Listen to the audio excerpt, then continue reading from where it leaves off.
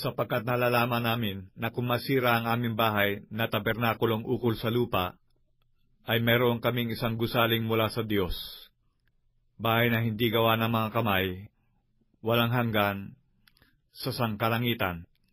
Sapagkat tunay na sa ganito kami ay nagsisihibig na nanganasang mabihisan kami ng aming tahanang mula sa langit, na kung mabihisan nga kami niyaon, ay hindi kami mga susumpungang hubad, sapagkat tunay na kaming nangasa tabernakulong ito ay nagsisihibig na nangabibigatan, hindi sa ninanasa naming maging hubad, kundi ninanasa naming kami bihisan, upang ang may kamatayan ay lamunin ang buhay.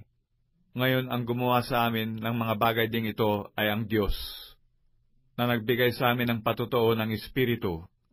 Kaya nga kami laging malakas ang loob, at nalalaman namin na, samantalang kami ay nangasa tahanan sa katawan, ay wala kami sa harapan ng Panginoon, sapagkat nagsisilakad kami sa pamamagitan ng pananampalataya, hindi sa pamamagitan ng paningin, na malakas ang loob namin, ang sabi ko, at ibig pa nga namin ang mawala sa katawan, at mapasatahanan na kasama ng Panginoon. Kaya't ang amin namang pinagsisikapan, maging sa tahanan man o di man, ay maging kalugod-lugod kami sa Kanya, sapagkat tayong lahat ay kinakailangang mahayag sa harapan ng hukuman ni Kristo, upang tumanggap ang bawat isa ng mga bagay na ginawa sa pamamagitan ng katawan, ayon sa ginawa niya, maging mabuti o masama. Yamang nalalaman nga ang pagkatakot sa Panginoon, ay aming hinihikayat ang mga tao. Ngunit kami ay nangahahayag sa Diyos, at inaasahan ko na kami ay nangahayag din naman sa inyong mga budhi. Hindi namin ipinagkakapuring muli ang aming sarili sa inyo, kundi binibigyan namin kayo ng dahilan na ikaluluwalhati ninyo dahil sa amin, upang kayo magkaroon ng maisasagot sa mga nagpapaluwalhati sa inyo, at hindi sa puso, sapagkat kung kami ay naging mga ulol, ay para sa Diyos, o maging kami ay mahinahon ang pag-iisip, ay para sa inyo, sapagkat ang pag-ibig ni Kristo ay pumipilit sa amin, sapagkat ipinasisiya namin ang ganito, na kung ang isa ay namatay dahil sa lahat, kung gayo lahat ay nangamatay, at siya ay namatay dahil sa lahat, upang ang nangabubuhay ay wag nang mabuhay pa sa kanilang sarili, kundi doon sa namatay dahil sa kanila at muling nabuhay.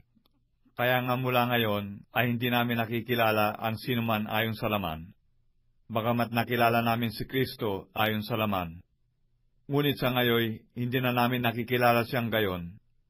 Kaya't kung ang sinuman ay na kay Kristo, siya'y bagong nilalang, ang mga dating bagay ay nagsilipas na.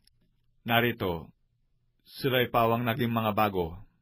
Datapwat, ang lahat ng mga bagay ay pawang sa Diyos, na pinakipagkasundo tayo sa Kanya rin sa pamamagitan ni Kristo, at ibinigay sa amin ang ministeryo sa pagkakasundo, sa makatuwid bagay, na ang Diyos kay Kristo ay pinakipagkasundo ang sanlibutan sa Kanya rin, na hindi ibinibilang sa kanila ang kanilang mga kasalanan, at ipinagkatiwala sa amin ang salita ng pagkakasundo.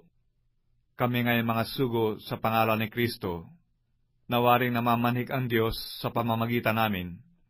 Kayo'y pinamamanhikan namin sa pangalan ni Kristo, na kayo'y makipagkasundo sa Diyos. Yaong hindi nakakilala ng kasalanan ay Kanyang inaring may sala dahil sa atin, upang tayo maging sa Kanya'y katwiran ng Diyos.